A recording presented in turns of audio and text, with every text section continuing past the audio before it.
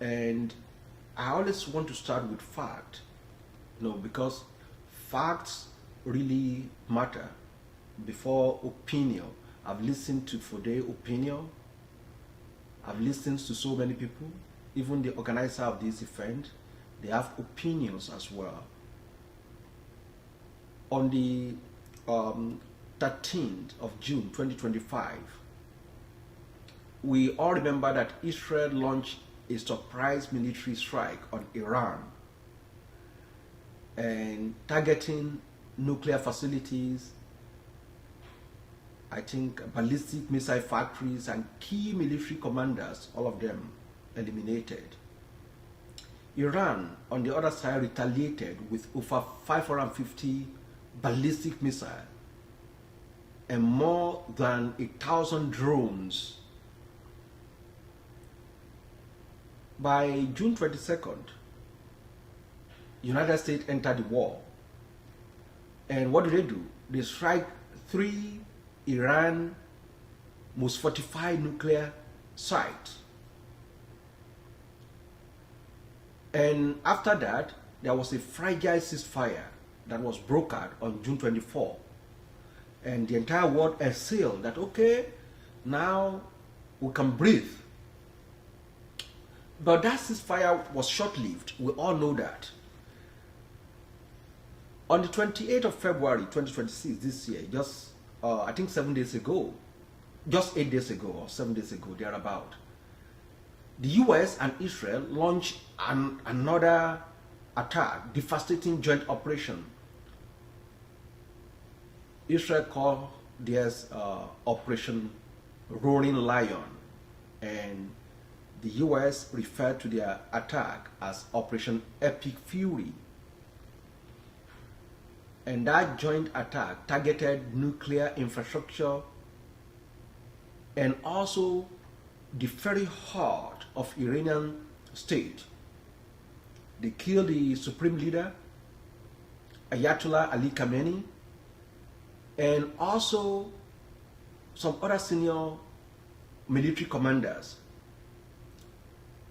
The head of Supreme National Security Council and dozens of other of Iranian officials were killed as well. As at this morning, over 2,000 strikes have been carried out on Saturday and on Sunday. I mean, you can see the acid rain. How many of you watched that in CNN today on most of the media? The rain now is now raining oil and toxic. So the agenda was to be attacking the drones, the launching pad, the ballistic missile. And guess what?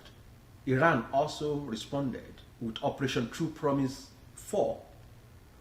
They launched missile drones across Israel and US military bases across the Gulf, and Bahrain, Kuwait, and Saudi Arabia.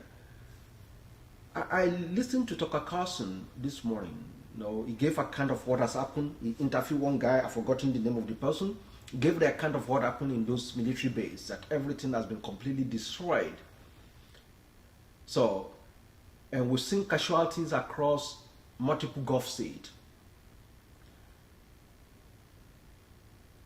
Even though President Trump promised the shipping company that is going to provide them military escort, but as of today, the Strait of Hormuz, the narrow waterway through which roughly 1/5 of the world oil flows daily, is being threatened for closure by Iran, even though it's not been closed, but no one wants to take that risk. Oil prices have already spiked. Shipping freight rates is already so. Airspace across the Middle East has been disrupted. Qatar Airways, Emirates, and others, they've suspended operations because of these attacks coming from Iran. So if you look at it, this is no longer a war between two countries in faraway region. This is a conflict that is reshaping global order.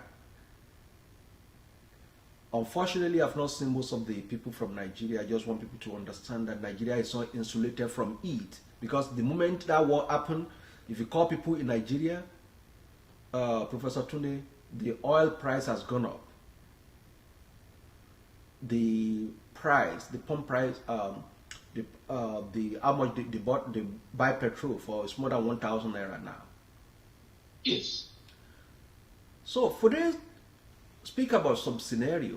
There are three broad scenarios that security analysts are currently tracking, including some of us at OSRS. And I'll walk you through each of them, and that's where I want your opinion, your question about that.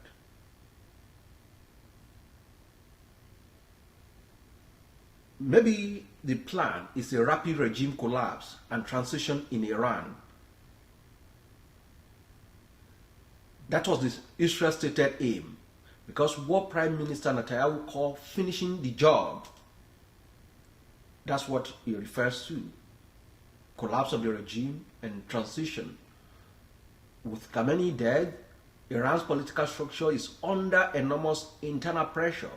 And in January 2026, there were mass protests across Iran that were violently suppressed. A section of the Iranian public, a survey has shown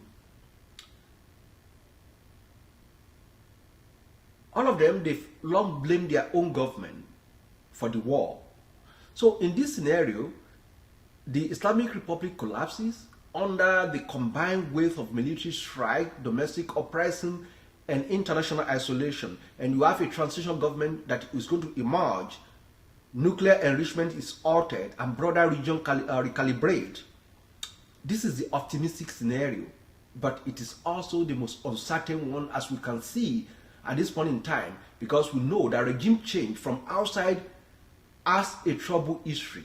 We saw it in Iraq, we saw it in Afghanistan. So there's no guarantee of what replaces the current government. So a power vacuum in Tehran could be more dangerous than the government it replaces. Now let's take a look at second scenario that I check here. Prolonged attritional conflicts.